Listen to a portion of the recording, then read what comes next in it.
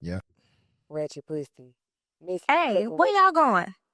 Oh, I'm straight on that. I'm going to the Purple Shell. Yeah, we back with another one, man. I'm the livest host in the city. This is the Purple Shell Unfiltered, where we don't judge, it's raw, it's real, and it's a true story. I got another one for the day. I'm gonna let her introduce herself, and then we're gonna get into it. What up, y'all? It's Toxic Motherfucking T, aka Miss Ratchet Pussy, aka the baddest to motherfucking do it. What's up? Oh, oh, oh, whoa. Okay, toxic. Yeah, so today, we on Purple Shell Unfiltered. And this is where, we give the people a more in-depth look into who Toxic T is. So, who is Toxic T? Give me who is Toxic T. Toxic is an artist. I consider myself to be a creative because I created this different persona that I felt like my other personality could live in. Because Toxic T don't fit me on a normal day. So, okay. So on a normal day, when you're not Toxic T, what is that life like? On a normal day, I'm Cheyenne. Okay, Cheyenne. Yeah, I'm just shy. Okay. I'm a mother of 3 kids. Okay, 3 kids. Children. I have 2 boys and a girl. Okay. I'm a homemaker. My sister be calling me Susie. Yeah, she be like, "What's up, Susie? What you cook for dinner?" I love cooking. I love baking. I'm normal outside of the internet. I don't think a lot of people get to see that side of me because that's like a more vulnerable, a softer side, you know. So, what would be a thing for you as far as the internet? What do you feel like your persona is? Oh my God. On the, on the internet, I feel like other people get the perception that I'm Miss Perfect. That's all I hear. Like people be messaging me like, "Oh, you so perfect, you so pretty. My God, you got a lot of money." People just they have their own persona of me, so it could be anything. Like, and I'm pretty sure my haters probably be like, "Oh, this bitch thinks she all that." Yeah, because a lot of times when I meet certain men, they be like, "I thought you was gonna be conceited, but you really cool as fuck." So, I don't know. I tried to create a bad bitch persona for me because I felt like that protected Cheyenne. So toxic is she just trying to protect what's really at stake, and that's my heart. So I don't try to offend people with my bad bitchness. You ain't that bitch. I be trying to offend people, but you feel me? Sometimes you gotta put that shit in their face. Got to put it in their face. Yeah. So, give me a day in the life of Toxic. Like, what would Toxic from the time she wake up to the time she go to sleep? What's she doing? Okay. So when I turn toxic on, it really started when I put the wig on. When the wig come on, The wig come on, it's toxic. toxic be activated. Are you actually toxic? Be truthful. Don't be truthful. Um, I wouldn't say that I'm toxic per se, Mm. but I would say that I have Toxic ways. most definitely, like, who doesn't? You can't have the good without the bad. Okay. Okay, you feel me? So I feel like sometimes you just need that balance. Sometimes you just gotta bust a nigga windows out and then go, yeah, hang later. You feel me? Bust a nigga windows out. Bust a nigga windows out. And it's funny because a dude gave me my name. Like in 2019, my homeboy was like, "Man, you just ran this dude over." He was like, "Oh my God." He was like, "You so mother toxic." Like, I'm gonna call you toxic. And people like know me as T. They know me as T because my family is Muslim. So Atia was like my Muslim name. Okay. So a lot of people that like know me. They just know that other part, like The other half. part of me, yeah, and how I was raised. So a lot of people used to call me T. So I'm just gonna call you Toxic T, and that's when I made an Instagram. So when I got on the gram in 2019, I put my name as Toxic T. I wasn't an artist at that point, you know. I was I wasn't anyone, actually. I didn't really have like a true identity. I was not toxic. I was definitely Susie Homemaker. Susie Homemaker. I was Susie Homemaker, yeah. But toxicity was a name given to me. But and it was funny at first. Now it's not funny because the first question a nigga asked me be like, "Are you toxic?" And I'd be like, "No, I'm a sweetheart." But I do have my toxic ways. But sure, like this shit could go any way you want it to go. Like I wouldn't even feel like a man. He set the tone for how I'm gonna act in a relationship. So I could either we could have a shootout or we could fuck. Oh, so has Toxic ever been to jail? Yes, I have. Okay, Oh my God, you've been to jail. Was it for a long amount of time or was it just for like a short stay? it was a short stay. I didn't do like an extended stay. I mean, any time in jail is too much time to me. But I did get sentenced a year. You know. What was that for? Yeah, go on, let it out. What was that for? What did Toxic T go to jail for? A host of things. Like I was shooting at my baby daddy. Shooting at your baby daddy. Yeah, I went on a high speed chase with the police. Like After shooting with your baby daddy. Yeah, like literally the whole day we had been fighting. Like it started out. I believe it started out with me shooting at him. Like I chased him out the house shooting at him. Did you like hit? shot out the windows? No, shot out the windows to the car. And I followed him to this girl house, and I was shooting over there, and shit, the police ain't catch me on scene. But what was it actually that made you like? Because I'm trying to get the actual, aspect of the fact that you had to grab a gun and discharge a firearm. So I want to know, like, What led me to that point? yeah, what really got you to that point where you was like, you know what, I'm willing to take this nigga's life, because shooting at somebody. That's what I was aiming for, actually. Sheesh. So basically, I was just at my breaking point. Me and my kid's father, we had been married for 7 years. Okay. And at the time, like I said, I wasn't toxic. I was Cheyenne. Cheyenne, this Susie Homemaker. Okay. Yeah, so at the time, I was like trekking over the road. And I came home one night, and it was a girl calling his phone at 4 a.m. And I answered, and she was like, "Who answered my nigga phone?" I was like, "He married. This is like, but you can call him during business hours. You know, this ain't the time to be following him." I told her, "Don't call him no more." And she was just like, and trying to engage into an argument with me, like, "Oh no, that's my nigga." Did she drop some toxic tea about, like, what was she going on? She told me, like, he said he was gonna leave me and the kids. Oh, so they had been messing. This been a ongoing. It wasn't no, you know what I mean, female he was smacking. It was just like they was really tapped in with each other. I guess so. So I was like, okay, well, if this your nigga, come and help him.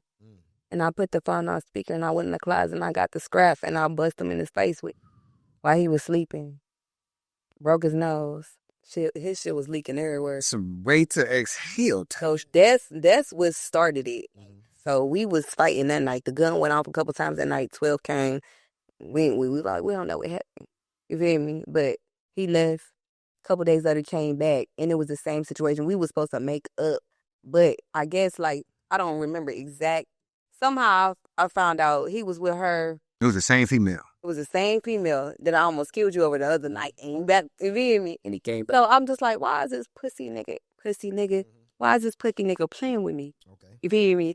So I'm like, I'm about to kill this nigga. I ain't gonna say kill. You can't say it on the Instagram. But I was like, I'm about to bust this nigga. Right? That lies. Yeah, I'm about to bust him. So that's what I did. I got the strap. I chased him out the house. I was shooting in the house, chased him out the house. Shot the car windows out. Like, chased him all the way to her house. Shot up her house. Chased him down the street. He or she called 12. 12 came. I did. So they didn't catch me that time. And then I got rid of my weapon. But at the time... Oh, you was a whole criminal. You was getting rid of evidence? I was licensed at the time. I did have my CCW. So they didn't catch me. So I wouldn't say a criminal with that. Like, okay. So I don't feel like I did no criminal activity. Okay. But Yeah, so late, like a day later or so, I told him, like, I'm about to leave. Like, I need the baby car seat. He wasn't getting it to me. So I said, okay, I'll be waiting outside for you. And I sat outside the apartment. I don't mean to laugh. I don't mean to laugh. No, for real. And I waited till he came outside, and then I tried to run him over. And then I got locked up for that. Like, so I ended up crashing out when 12 did catch up with me because I had took them on the chase. They caught up to me, arrested me. My parents bailed me out. They put me on felony probation. Like, listen, if you do something else, you're going to prison. That's what they told me. Because I did I think I was in there for like 30 days. So What did your mom like? I know your mom was like. she said she was tripping. She was like, okay, you tweaking out. Really tweaking. And she felt like I was being very just very destructive. She was like, you doing stuff you shouldn't do. So just maybe like a month later or something, like I got it, maybe not even a month later. I don't know the timeline. All I know, I got into it with my sister. We was fighting outside my mother's house, and my mother called the police. So when they arrested me, I was already on felony probation, waiting for a trial date for the stuff with my baby daddy. So it's like once I got arrested, they just put all of that together. They like, okay. Judge was like, you wild, and we about to sit you down. So she was like, we're going to give you a year, but they credited my time. So she like, really, you just have to do like 10 months. But I was fighting in chain gang. I'm in that bitch busting heads and get to the halfway house. When I did come out the halfway house, like they put me on house arrest, but I was fighting. I was fighting too. So like, have you like now when you say, because you say you went to the joint, you did your 10 months, then you went to the halfway house. Have you always been aggressive? Like when it comes to, your attitude, have you always been aggressive? I will say that I had a lot of inherited behaviors that I just thought was normal of a black woman. Like just growing up seeing like a girl brought some drawers to my mama's house. My mother was married to my father, and my mama bust my daddy head open. So I thought that shit was normal. Like for me, that's what normalcy looks like in a relationship. Like nigga, you doing something, I'm about to crack your head. Like that's just the type of time that I've always been on because I thought it was normal. It wasn't really until like I did go to prison that the counselors was like, that's not normal. Like you can't do that. Like a nigga cheat, you can't run him over. You can't shoot him. Like, you know what I'm saying? Because the reality of the situation is like, what if I did kill my baby daddy? I wouldn't even be here. I mean, there would be no cheating. You feel me? Like my children wouldn't have a mother. Like sitting down really did teach me a lesson because like you had to work towards being released because every time you get in a fight, it set your date back. So like really in all totality, like I ended up doing a year and 6 months. And then it wasn't until like the last incident, it's like, okay, like we in the bathroom jumping this bitch. Like I'm like, what am I doing? Like my loyalty was more to other people than to myself and my children. That's when I had to realize like, okay, damn, like ain't nobody coming to save them kids. I got to be Wonder Woman. I have to put that cape on and go save my children because my son, he has heart failure, my baby. So he was in ICU. He split his face open while I was locked up. It was just certain situations that just kept occurring. And then like, people was playing with me with my kids. I'd call home and don't let me piss my mom off. Nah, I can't talk to my kids. Piss my baby daddy off. I can't talk to my kids. Like, I'm like, oh yeah, y'all tweaking. So I'm like, you know what? Let me tighten that and get my shit together and go home. And that's really what I did. Like, as soon as I was finally released out the halfway house, I had an apartment like a week later. Okay. So I got my shit together quick. And ever since I got released in the end of 2023, I haven't been in no trouble. So I applaud. Look, I ain't got caught. Right, I ain't got caught. So I applaud myself for that because it's really hard, especially learning as an adult that there's just certain things you can't do. Like even though you may have been raised a certain way, you have to learn. Like it's just it's not okay. So I'm gonna put you in a situation today. You catch a man. And he's doing whatever he's doing, he's not supposed to be doing, and you catch him. What is your first reaction? I was literally just in that situation like 9 months ago. Mm.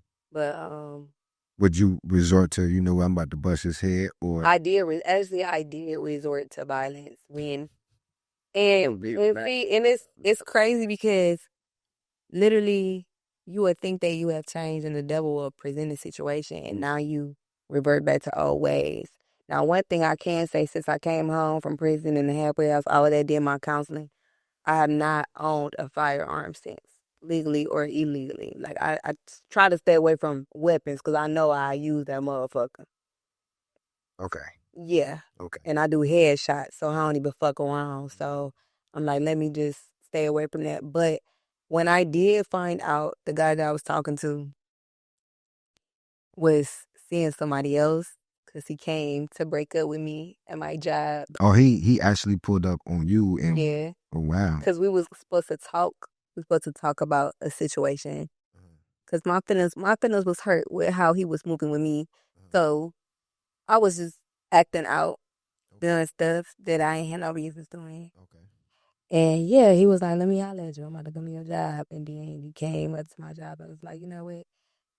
This not working out toxic. Like, you cool and everything, but I'm gonna deal with somebody else. And I just clapped him in the shit. Like, pussy nigga. But that was, but But it is so crazy 'cause I forgot I did that until he told me, like. so do y'all still talk? Like, are y'all still talking? Or y'all, you know? I plead the fifth. I ain't gonna answer that. Okay. But, Cause some people, I ain't, I'm not one of those guys, but some guys like a little toxic. You know what I mean? They like a little, aggression. They like some guys don't like a woman they can just step on. You see what I I'm say saying? this. My baby daddy still talks to me. He still love me, still want to be with me, even though I didn't shot at him, broke his nose, set his apartment on fire, and like tried to ran him over, and you know, he just done bust all the windows out the house. He don't, he still love me. I got But do you think it'll be different with him if you was to go back to him and that? to my baby daddy. Yeah. Do you think it would be different than what it was? That's hard to say because, like I said, like I think that I changed till I be put in certain situations. So I would rather stay away from some person that I feel like could tempt me. Like, it'd be so much emotion behind relationships. Like, when you've been with someone and you've been intimate with them and then they play in your face and now you feel like, man, I wish you ain't take me there. Okay. Okay. Because you know how they say Gemini's got two sides? Oh, you're a Gemini. Yes. Oh, We do, okay. Okay. because You definitely do. You definitely do. the two sides I feel like is angel and evil. Like, we just the angel and the devil. Like, me personally, because I know once I feel played with, like, I'm going to hell with it. Yeah, for sure. I'm going to hell. For sure. So don't take me there. It's like, I'm just going to go to the lowest of the low. Like, Geminis are and I same like that. And I don't want to sound cocky when I say that because I be very, like, regretful after I do things and I be feeling bad. And I do feel bad because, like, I didn't spit on a nigga. Like, I blank out. The name fits. Like, The name definitely fits. You spit on it. So what did that? What did that sit like? Okay, I'm gonna put it in a different perspective to where I'll say, well, not spit on him, spit at him. It didn't get on him.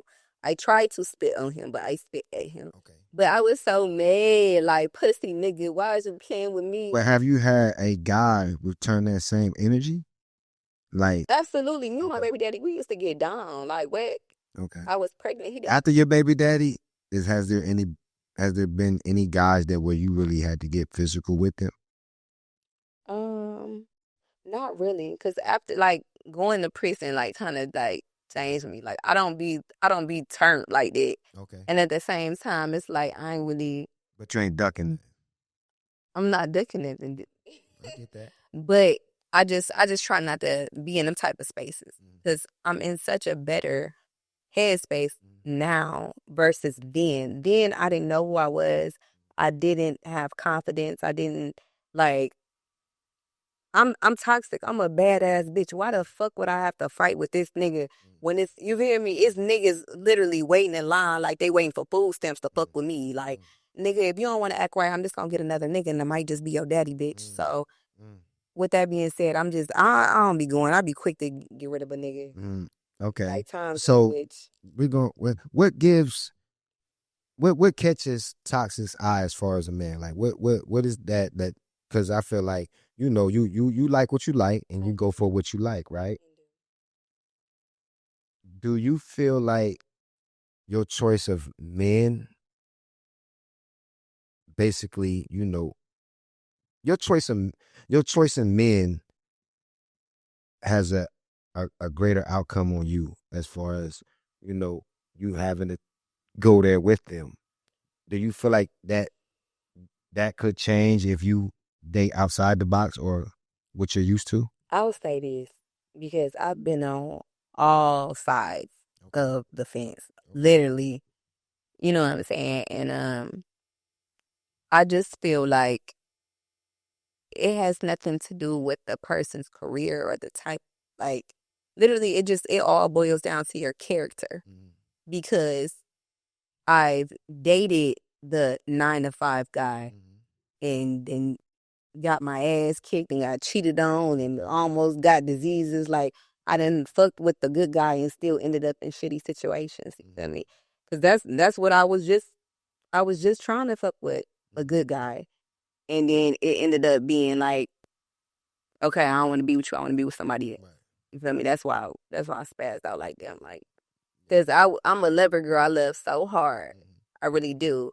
Then I've talked to guys that's working in the clubs and rappers, celebrities, and yeah, celebrities. I feel like they the worst of the worst because they got the money, so they feel like they could treat you like shit and call you when they just want to fuck. So I don't know, like this whole dating shit just got me in a frenzy. Like I don't even want to date no more. You know what? Just come eat my coochie and give me some money. Oh, come eat. So what celebrity put a bad taste in your mouth? If you, I know you probably don't want to, say no names, but yeah, like shit. All these niggas put bad taste in my mouth. Okay. All of them, they all put a bad taste in my mouth. To me, I feel like a lot of them, they're all the same. I'm like, maybe it's just in Atlanta. I'm like, I need to just go somewhere else. Cause I'm really loyal. Like, I don't fuck several niggas at one time. Like, if I'm fucking with you, I'm fucking with you, and I'm down for you. And I'm just niggas don't be ready. Are you into the stigma of Atlanta? You know, they say it's a lot of DL men here. Yes. There's a lot. Are you in? Yes, I am. Absolutely. Okay. Since you've been here, right?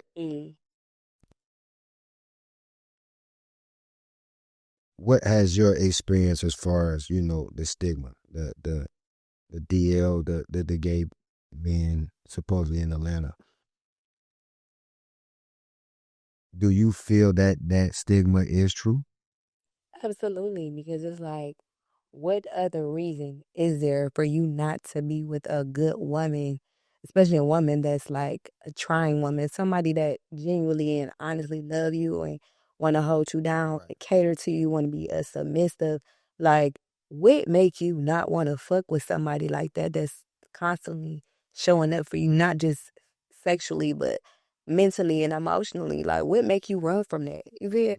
So I do be feeling like it's a little bit of that going on. Have you ever had a notion of a guy that you was talking to? Have you ever had hold on, maybe he might be? I think all these niggas gay because I treat all my niggas good, and it's on my mama. Like, I treat all these niggas good, and then it's like they don't realize I'm a good woman till they leave and go fuck with somebody else, and then they want to come crawling back on their knees and begging, "Oh, let me fuck with you. Let's do this, let's do that." And then it's like at that point, I don't even want you no more because I've given you everything that I could give, and I have nothing else to give. Have you ever felt you lost a good one?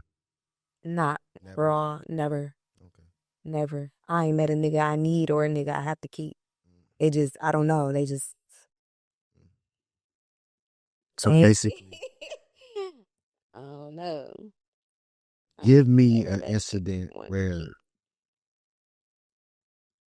Toxic really had to put life in perspective. What incident that really had you say, you know what? I gotta change something. I gotta do something. What was that reality check for you? When I got my heart broke in September. And yeah, because it's like in that moment, I was loving somebody else harder than I was loving myself, like to the point where I was willing to risk losing my kids again. I was willing to go back to jail again. And that's when I had to really like put everything into perspective and be like, you know what? It's not that much love in the world to allow someone to come into your life and destroy your happiness. Because that's how I felt in that moment. Because it's like I said before, a lot of people, they just see toxic. They don't try to get to know me or try to get to understand who Shy is. So I feel like right there I have a disadvantage because of the image I put out on the internet or in my music videos, so men already prejudged me from that. But really I had to put everything in perspective because literally that moment could have cost me my life. He could have called the police on me, because spitting at someone is considered, though, an assault. Yeah. You know what I'm saying? And the judge told me, like, if you ain't here for assault again, we gonna give you the max. They gave me the minimum, but the max is 10. So it's like in that moment, I was so, like, just not in control of my emotions that I almost risked everything that I built, everything I worked so hard for somebody else because I didn't love me enough to understand that, it's not my loss. I'm not at loss here. He's the loss. You know what I'm saying? And so I am very appreciative to him for not hitting me back because he would have been well within his right and I would have ate that shit up. Like, I would have ate that shit up, though. You feel me? I would have just, fuck you. Like, we were just in this bitch duking it out. I wouldn't have called 12 or nothing like that. But he would have been in his right to protect himself. But honestly, he just drove off. You feel me?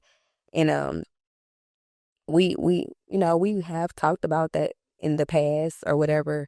So he understands I was just being emotional because of how everything was presented to me. Because I found out via internet that he was getting married. And we had been messing around like for like maybe like 9 months. So I kind of felt a way about that. So I didn't act how I should have acted like an adult. So yeah, that definitely put everything into perspective for me. Because, like I said, I've worked so hard. I have 2 cars. I have 2 houses. I have a business. Okay. You know what I'm saying? I've since gotten certificates, gotten awards, and it's just. So you basically got something coming to the table. Like you're not just. That's a lot to lose. Like, why lose yourself because someone don't recognize your worth? So I since started going to church. I got saved.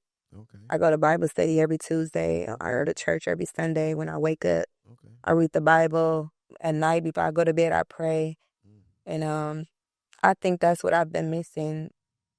Just my whole adult life, just that self-love for me. Because when you know your worth, you won't settle for less. Okay. So now I'm able to accept when somebody want to walk away. And, it is what it is. What it is now. We're gonna touch a little bit more. Like you said, you have an image on the internet, right? Yeah. And toxic. She let you know it's there. You know what I'm saying? It's there.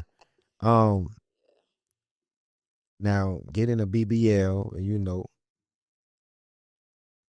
putting your body together, right? Was that something that was a confidence thing for you, or was that just like, you know what, I'm already bad, I just want to enhance it for you? It was a little bit of both because, like I said, I have 3 kids. I've also had just other pregnancies inside of that did not take it to term.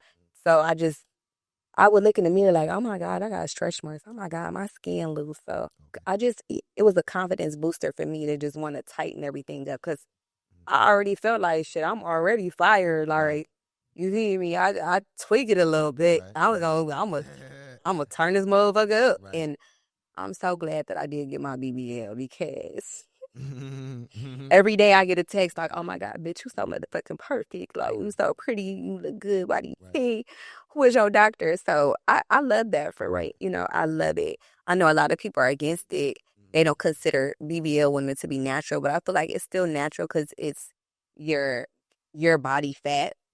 Now, unfortunately, the doctor, he didn't give me what I wanted. I told him I want a Cardi B booty. I'm like, give me the biggest leg. Oh, you want the slab? I wanted a kadon. I wanted that ass that right. moves twist on motherfucking beat. You feel me? Right. But when I woke up, I was like, I got the same booty. Like, there's no cuts on my butt. So he didn't give me no booty. He just gave me hips. Was like, I just went against what you said because I just feel like you already have a big butt. So I'm just going to give you some hips. So I don't know if I got a half BBL or whatever they want to call it, but I'm still going to say I got a BBL. Right. I got a hip BBL, but they gave me hips, so I'm glad because it like filled me out. Right. So after, you getting the BBL and going through all that, I know it might be, a little touchy subject for you. But a little bit after, getting your body done and things of that nature, you had another, incident with your body. And I'm not gonna tell it. I'm gonna let you say it and put it out there. It's like I said, it's no judgment. I actually, I commend you because coming out of things like that could put your life in jeopardy. That's a wake up call. You know what I'm saying? To make you look at life different, make you, sit back and look at what you're doing in life. Because you actually know you can leave here. You can be here today, be gone tomorrow. You know what I'm saying? So, I'm gonna let you take the floor and explain your other situation that you had after your BBL. Okay. So 3 weeks post-op in my BBL, recovery, I was having some pain in my lower abdomen. And I text my surgeon, like, having pain. My period was supposed to start. It never came normal. And he was like, yes, that could be normal for some women's period to be delayed because you just had a major surgery, right? So he was like, give it 30 days. So I was like, okay. And I believe around June 16th, yeah, I started experiencing like just excruciating pain. So from that Monday to Friday, I was in bed, just like laying in bed. I barely ate. I would just use the bathroom, which was in my room, and I just get right back in bed. And I didn't think nothing of it. I would just like pop perks like all day just to help the pain because that's what they give you for your BBL pain. So I'm thinking like. So have you actually thinking this the BBL is a complication? Okay. I'm thinking it's normal. And that Saturday, I felt good. Like, my sister texted me, like, how you feeling? Because she came over Friday. It's like, dang, bitch, you been in bed all week. Like, if you don't feel better tomorrow, I'm going to take you to the ER. But Saturday, I was able to get up. I was able to go to the store and everything. Like, I felt great. I thought I was good. I got a massage that day. Sunday morning, I'm walking in the kitchen, and I just fall to the floor. And I had to crawl to the couch, get to my phone, and I called my sister. I'm like, something wrong. Like, I don't feel right. And she's like, what's wrong? I'm like, man, last night I had a bad night. My right leg was just throbbing. I had pain shooting off through my leg. And I was thinking, like, maybe it's from the BBL. You know what I'm saying? Like, what else? Right. Because you just got your body done, so it's how my body did for to go. Right. So my sister was like, okay, I'm gonna be on my way. And at that point, like, it still wasn't like really real, like what my body was going through in that moment. But I just knew I just like was in a lot of pain in my stomach. But when she got there, she took me to the ER. They took my blood pressure 80/60, really low. Right. They ended up drawing some blood from me, and then they realized that I was pregnant. And it was like, we need to take some blood from you also again to see your blood, like, because your hemoglobin is really low. So your hemoglobin is supposed to be like at a 12. And it was like, okay, it's at a 7, 8. So they're like, you might need a blood transfusion. So we need to see what's your blood type. So they took another thing of blood from me, rushed me back to the ultrasound. They did an ultrasound on me, and they couldn't see the baby. They couldn't see nothing. It was just nothing but blood in my stomach. So when you went to the hospital, you actually found out that you were pregnant? Yes, I did not know. I'm like, how the fuck am I pregnant? I just got my body did. I was like, when they told me I was pregnant, I'm like, what? Wow. Like, They like, you sure? I'm like, yeah. I'm like, I did a pregnancy test in the surgeon's office before having surgery. So it was just so crazy to me that I was pregnant. I'm just like, ain't no motherfucking way. I just spent $15,000 to look motherfucking good. What, baby? So, yeah. And then when they was on the ultrasound, they wouldn't let me look. Because I'm like, let me see the baby. Where the baby at? They're like, you bleeding internally really bad. So they told me, like, you need to have surgery today. They're like, So basically your stomach was filling up with blood. Yep. That's why my period didn't come. Like, I wasn't bleeding. Like, so they, oh my God, they ended up admitting me to the hospital. And they gave me the option. I was like, you need to have this surgery because if you don't, you can die. So, because I was just bleeding internally and I didn't want them to do it. So I was like, I don't know. We're not doing this surgery right now. Like, I told them to release me. They was like, okay, we don't advise that. You would have to sign a piece of paper. But talking to my friends and my family, it was like, just have the surgery. Just gonna get it. And so it was scary because at the time, it's like, I just found out I'm pregnant. Like, I don't want anything to happen to the baby. Like, can we just not? So the lady was like, okay. She's like, well, if the baby is where the baby's supposed to be in your stomach, we're going to leave it. We're just going to drain the blood. We need to see why you're internally bleeding. But if the baby is not in your stomach, we're going to have to terminate your pregnancy. So, at that moment, I was just okay. It was a lot for me. So that Sunday night, I did not do the surgery. So when I woke up Monday morning, I was at that 7. They're like, okay, yeah, and I started going into shock. So they put me in like this incubator, and they had heat on me until I was ready to go into surgery because I was waiting to talk to my mother. So she don't live in Atlanta. Somewhere I got to talk to my mom. Like, this is crazy. Like, they might have emergency surgery, and nobody knew I had a BBL. So that's even crazier. Like, nobody knew what was going on. So it just was crazy. I'm like, bruh, I'm about to get put under anesthesia again. Like, I gotta talk to my mama. Because when you get put under, it increases, your ability to just die. Right. Right. So I was like, let me talk to my mom first. So that's why I waited until Monday. Because Sunday, I couldn't get in contact with her to just see what she thought about everything. Because I'm like, y'all not about to sacrifice me up in here. Like, right. Why I gotta have. So did you actually think it was a chance of you dying as there? No, I did not believe none of it. Like, who bleed on the inside? I feel just fine. Especially after they gave me that morphine shot. I feel like Superwoman. I'm like, I'm ready to go. So you didn't actually feel like you was full or? I did, because it's so crazy. Oh my God. Like, I measured my waist before I got my BBL. Okay. So I'm telling my doctor, like, I want to be a 22-inch waist, 40-inch hips. Like, my waist was measuring 29 before I went into surgery for my BBL. And when I came home, the girlies know you're supposed to get massages after your BBL just to keep making your waist go down and dispose of the fluid in your body. Okay. So my waist was not getting smaller. But I was wondering, like, why am I getting? So it all made sense in the end. Like, I was pregnant. And then on top of being pregnant, I had blood in my stomach. So basically, the blood came from my ovaries and my fallopian tubes busting. And they bursted because the baby was growing inside of, inside of that area. So they ended up just having to terminate the pregnancy. They took the baby. They took my tubes, my ovaries. And they told me, I will only have 15% chance to have kids again in the future. So I went through a lot. Still going through a lot. I went through a lot, in June. June was definitely rough. But I'm grateful to be here because they told me if I never went into the hospital, I would have died. Like, my blood was so low. My blood count, they was like, you lost 4 liters of blood in 3 hours. Like, that's crazy. So with you, finding out that you was pregnant and knowing that, they have to terminate your pregnancy. What was, because I know don't nobody want to, get rid of something that's a part of them. Yes.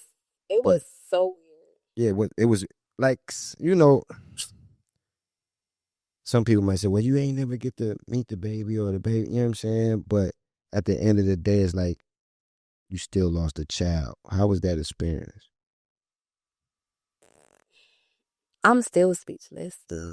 you know, because you always think of like what could have been. Because I wanted more kids. Like all the children I have, I love my babies, but none of them were planned, and they came like at the wildest times of my life.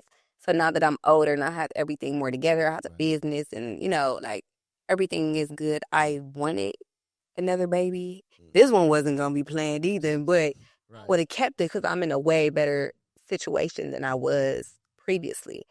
So I definitely have been experiencing just different emotions with that loss, and I feel like people are so insensitive because all I keep hearing is, "Well, you at least you got 3 kids." Like, huh? Like to me, a life is still a life. That was at 6 weeks, a baby have a heartbeat. So because my baby was growing in the wrong place, I took it out of me. It killed it, and which I really feel like Kenneth Stone, they do some shady shit because so I was already under just a bunch of medication because you know I was in a lot of excruciating pain. They gave me a paper that said I was gonna cremate the baby, but I didn't know on that paper that it also like the lady. It's so crazy, bro. The lady already had the paper checked off. Like, so the check mark box said send embryo for fetal disposition or some shit. So basically they was testing on the fetus that they removed from my body. So that's crazy to me. I didn't realize it until I was already at home and out of surgery. Cause I was like still just like mourning the loss, and I was trying to make sense of everything. So I was like, Dad, I did take a picture of the paperwork that I signed because that was a contract for me to sign over going to surgery. Right.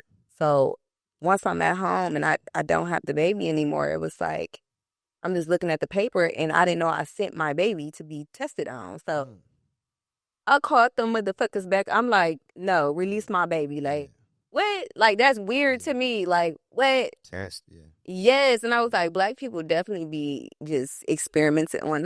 I want to tell the ladies, like, if you don't feel good, go to the hospital when you first don't feel good.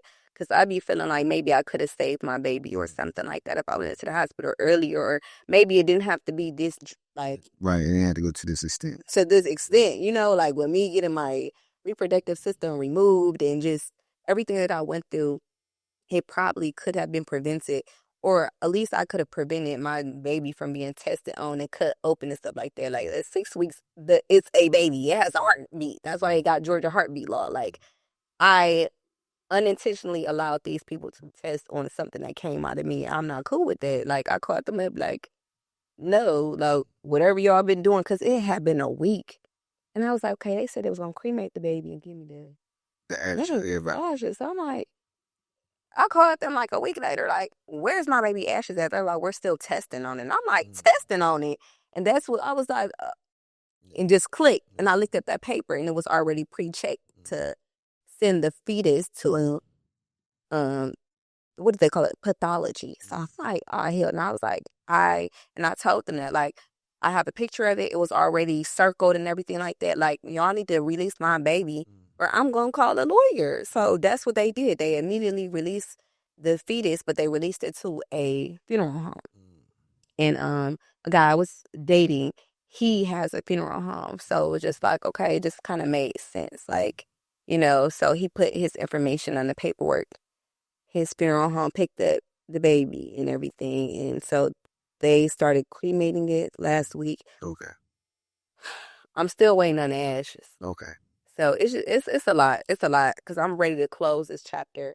I'm ready to heal and just get over it. And So once you receive the ashes, you feel like that's gonna be your closure too? yeah, because like, you know, like it went to testing, and then when I did go to the funeral home last week to sign the paperwork to allow the baby to be cremated by the funeral home, they asked me did I want to see the baby, but at that point I was kind of like, I did say yeah, but the lady was like, I don't recommend it. So maybe I feel like she probably didn't want me to see what she to it. Right. Yeah, so I was just like, okay, I'm not gonna look at it then. I just allow y'all to contact me when y'all cremate the baby and bring me the ashes and stuff like that. But I feel like it is a very traumatizing experience, and I feel like people should have a little bit of empathy because a loss is still a loss, a life is still a life, and I'm very pro-life, and that's shit. That came out of me, though, baby. I could feel how I feel, and that's that on that.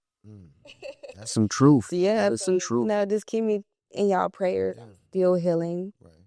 I'm still healing. Still very sore. So it's surreal. It's a lot. It's crazy. I'm grateful I'm here. So the rest of 2025, it's not over yet. We still grinding and working and putting in time. What can we expect from Toxic? What's to come with Toxic? Videos, new songs. What we got coming? I would say definitely more music. I'm still pushing Wretched Pace. All right. And I also have a new single, Can I Vent, which I wrote about my little days. Still saying that, people. And that's what I won the award for. But I feel like 2026, my God, we getting up there. 2026, I would like to just accomplish more. I want to do more interviews. I want to do more red carpet premieres. I want to win more awards.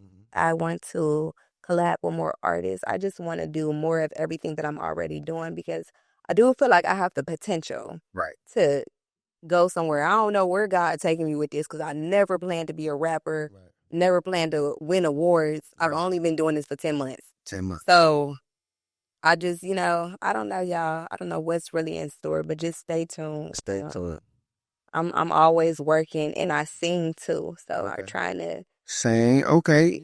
So Come on now. I'll sing even more. Like, I just want people to see that I'm truly talented. Like, I sing, I can dance, I write music, I rap. Like, I'm literally the it girl. I'm like a female Drake. Female Drake. Female Drake in this bitch. I get it all. I get it. But I want to I want to give you a special thank you for coming to tell your story and really letting people in on that. Some people don't understand things that we go through, and I feel like this right here will give a person a more vivid picture of who you are. You know what I'm saying? Just not Toxic T, but Shay. You know what I'm saying? Like, I really appreciate you, doing that for me. And you will always be family here at the Purple Shell. And I appreciate you, really coming to tell your truth. And that was big for me because a lot of people can't do this. You know what I'm saying? A lot of people can't stand in their truth, but I respect the ones that actually do. So I tilt my hat to you, and I appreciate you, really coming on this platform and, giving us the Unfiltered. This is the Purple Shell, man, the livest podcast in Atlanta, man. I am the livest host in Atlanta. They call me Big Two. If you ain't know, you can follow me on Instagram, BIG_2RNMG. When you see this, like, share, subscribe, man. This is the Purple Shell Unfiltered, and this is with Toxic motherfucking T. And let them know where they can find you at. Toxic MFNTEEE on the gram. Yeah. So you know what's going on, man. This is the Purple Shell Unfiltered.